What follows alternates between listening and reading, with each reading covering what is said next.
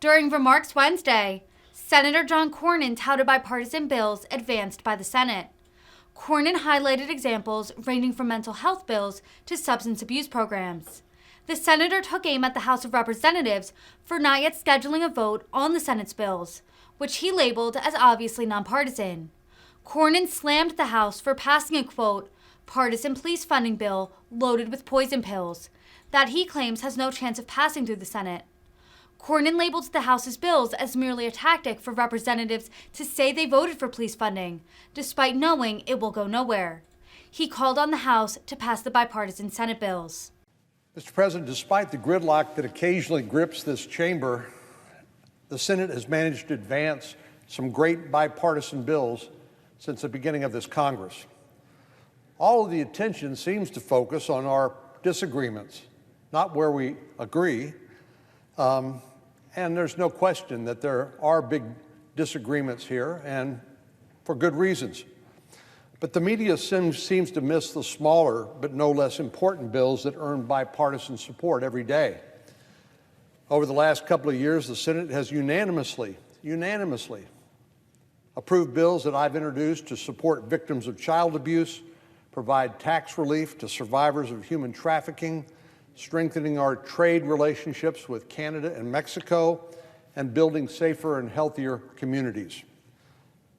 It's no secret that our country is in the midst of a mental health crisis. We do not have a mental health delivery system in America.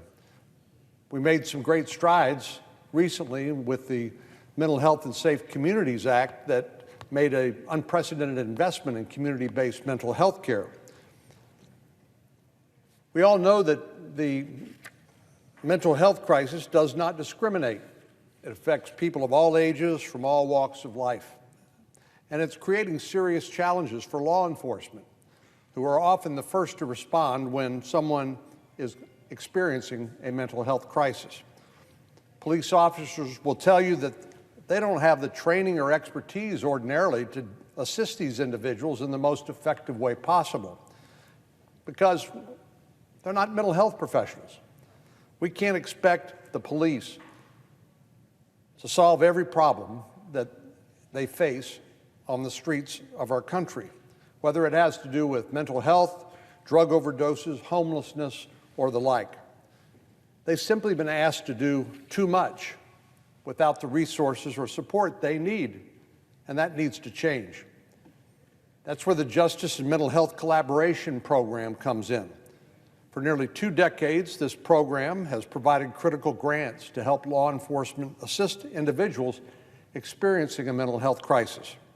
That includes mental health courts, crisis intervention teams, and other programs that promote public safety and improve mental health outcomes and reduce recidivism. Communities across my state and Texas are working to bridge the gap between criminal justice and mental health. And I was able to hear about some of that work during the August recess. In the city of FAR, the Rio Grande Valley, for example, I sat down with local law enforcement officers and mental health professionals, as well as local civic leaders, to talk about the city's innovative mental health unit. The FAR Police Department launched this unit in 2020 to improve the quality of outcomes for individuals in crisis and the community as a whole. Mental health officers are trained to respond to these crises in the most effective and compassionate way possible. And the city of FAR has experienced great results over the last couple of years, and the program has even been recognized as the Organization of the Year at the Texas Crisis Intervention Team Association Annual Conference. It's a shining success story, and the FAR Police Department is eager to do more. That's why the Justice and Mental Health Collaboration Grant Program is important, because it provides additional resources. In the past, the mental health unit in the city of FAR received a $550,000 grant, which will be used to expand the reach and impact of the program in the community. And I introduced a bill with Senator Klobuchar, our colleague from Minnesota, to ensure that these grants can deliver even bigger benefits. Our bill would allow grants to be used for mental health courts and veterans treatment programs, 2 incredible resources to provide individuals who are struggling with the treatment they need. Grant recipients could also use these funds to improve officer training.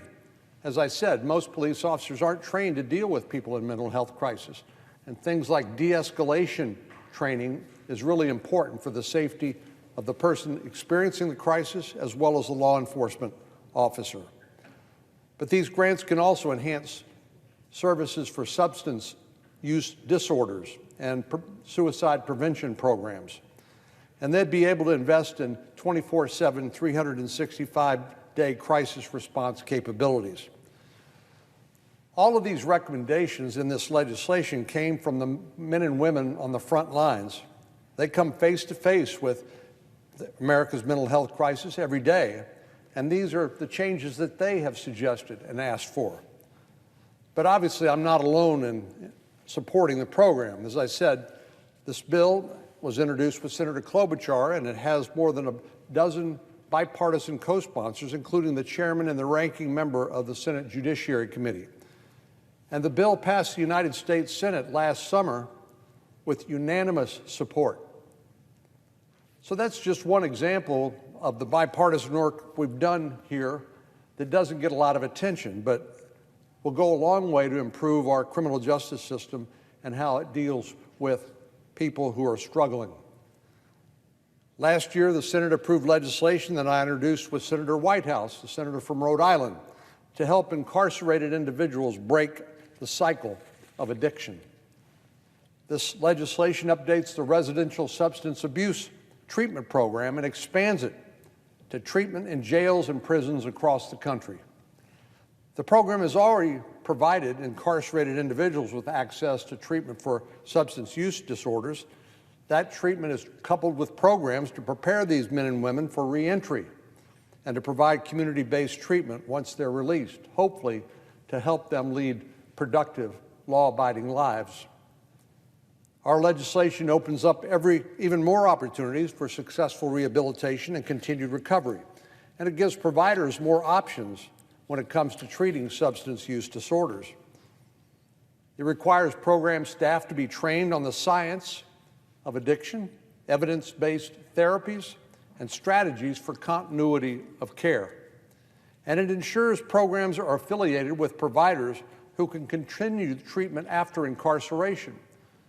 We've done a lot of good work, if I can say so myself, on a bipartisan basis to try to deal with things like addiction, things like mental health crises, because typically what happens in the absence of these programs, it's law enforcement ends up getting a 911 call, and they've got nowhere to take the person other than to the local jail.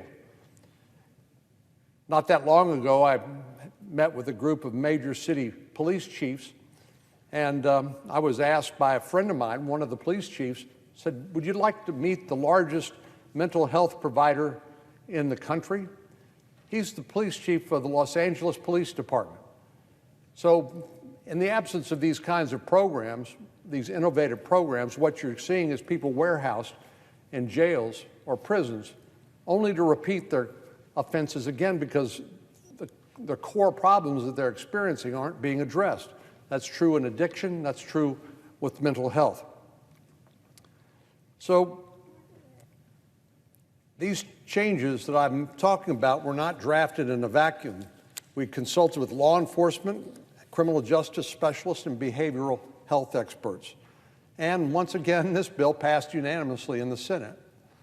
Despite the fact that these two bills that I've talked about got support of 100 senators, both have hit a brick wall in the House.